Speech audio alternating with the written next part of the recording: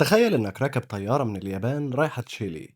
بصيت على شاشة الرحلة قدامك واكتشفت إن الطيارة بدل ما تطلع في خط مستقيم فوق المحيط الهادي بدأت تلف لفة غريبة جدا، تطلع ناحية الشمال وبعدين بتنزل تاني.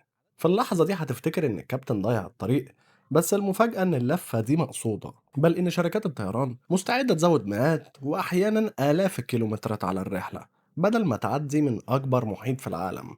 هل المحيط الهادي أخطر مكان على الأرض ولا في منطقة الطيارات ممنوع تدخلها؟ الغريب إن كل الإجابات دي غلط والسبب الحقيقي أغرب بكتير. قبل ما أقولك السبب خليني أسألك سؤال، إيه هو أقصر طريق بين نقطتين؟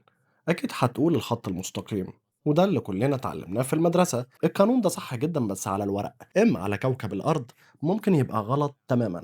افتح أي موقع بيتابع حركة الطيران زي فلايت رادار مثلا وشوف رحلة طالعة من طوكيو إلى نيويورك. أول حاجة هتلاحظها إن الطيارة مش ماشية في خط مستقيم، بالعكس هتلاقيها طالعة لفوق ناحية ألاسكا. وأول رد فعل هيكون إيه الهبل ده؟ هو الكابتن تايه مثلا؟ بس الحقيقة العكس تماما. الكابتن لو مشي في الخط اللي انت شايفه مستقيم على الخريطة هيكون ماشي في طريق أطول. السبب إن الخريطة اللي احنا متعودين نشوفها بتكذب علينا، طبعا مش قصدها بس هي مضطرة تعمل كده، لأنك مستحيل تاخد كورة وتفردها على ورقة من غير ما شكلها يتغير. تخيل إن عندك برتقانة وحاولت تشيل قشرتها وتفردها على الترابيزة، هتلاقيها اتقطعت واتشدت وتغير شكلها. وده بالظبط اللي بيحصل للأرض. علشان كده جرينلاند على الخريطة شكلها قد قارة أفريقيا تقريبا، مع إن أفريقيا أكبر منها بحوالي 14 مرة. ولو الخريطة نفسها شوهت أحجام القارات يبقى طبيعي جدا إنها تشوه المسافات كمان. وعشان كده الطيارات ما بتستخدمش الخطوط اللي احنا شايفينها على الخريطة، هي بتستخدم حاجة اسمها مسار الدائرة العظمى أو جريت سيركل روت. وده ببساطة أقصر طريق ممكن بين نقطتين على سطح كورة. علشان كده الطريق اللي شكله ملفوف بالنسبة لك هو في الحقيقة أقصر من الخط المستقيم اللي انت شايفه. وده أول سبب يخلي مسارات الطيران شكلها غريب، لكن وده المهم، حتى لو حسبنا أقصر طريق بالطريقة الصحيحة هتلاقي إن بعض الرحلات برضه بتتجنب أجزاء ضخمة من المحيط الهادي. يعني الموضوع مش بسبب شكل الأرض بس، في سبب أخطر، وده السبب اللي بيخلي شركات الطيران مستعدة تدفع فلوس أكتر بس ما تعديش من هناك. بس إيه هو السبب الأخطر؟ تخيل معايا إنك راكب طيارة على ارتفاع 11 كيلومتر وفجأة واحد من المحركات وقف. ناس كتير هتفتكر إن الطيارة هتقع فورا، وده غلط. الطائرات الحديثة مصممة إنها تكمل الطيران حتى لو فقدت محرك بالكامل. بس في الحالة دي لازم الكابتن يغير خطته فورا ويتجه لأقرب مطار يقدر ينزل فيه بأمان. وهنا تبدأ المشكلة. لو انت فوق أوروبا أو فوق أمريكا أو حتى فوق المحيط الأطلسي غالبا كل شوية في مطار قريب تقدر تنزل فيه. بس فوق أجزاء ضخمة من المحيط الهادي ممكن أقرب مطار يكون على بعد ساعتين أو 3 ساعات طيران، وده وقت طويل جدا في حالة الطوارئ. علشان كده في قانون عالمي في الطيران اسمه ETOPS. القانون ده ببساطة بيحدد قد إيه الطيارة ينفع تبعد عن أقرب مطار للطوارئ. يعني مش أي طيارة ينفع تطير في أي مكان.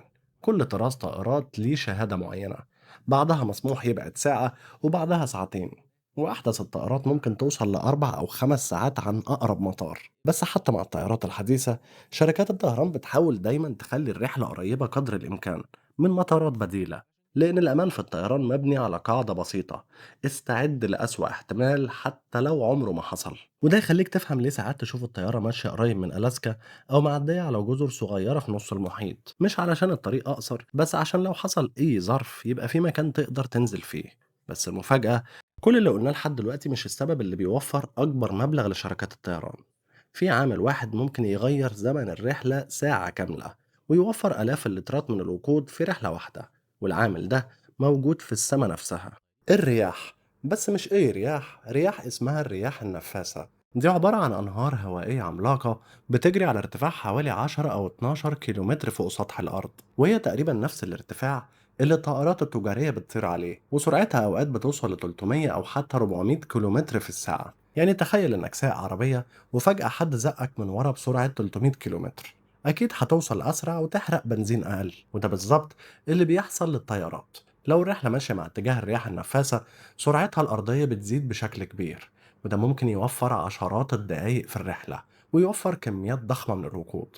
أما لو الطيارة ماشية عكس الرياح فالموضوع بيكون زي واحد بيجري عكس عاصفة، الرحلة هتطول واستهلاك الوقود هيزيد، وعشان كده قبل كل رحلة في فريق كامل من خبراء الأرصاد الجوية بيحدد مكان الرياح النفاثة في اليوم ده، وبناء عليها بيتحدد المسار، وده طبعا بيخلي الرحلة شكلها أطول على الخريطة، بس توصل قبل الرحلة لشكلها أقصر. ولو جمعنا كل اللي فات هتكتشف إن شركات الطيران وهي بترسم مسار أي رحلة مش بتسأل سؤال واحد. ولو في ناس كتير فاكرة إن الطيارات بتخاف من المحيط الهادي، بس الحقيقة إن الطيارات مش بتخاف، هي بس بتختار الطريق اللي يحقق أفضل معادلة، أعلى أمان، أقل وقود، وأسرع وقت. وعشان كده ممكن تشوف طيارة تلف آلاف الكيلومترات، بس في الحقيقة دي بتكون أذكى طريق ممكن تمشي فيه. بشكركم جدا للمتابعة، وما تنسوش تعملوا لي لايك وسبسكرايب، واستنوا الأجمد.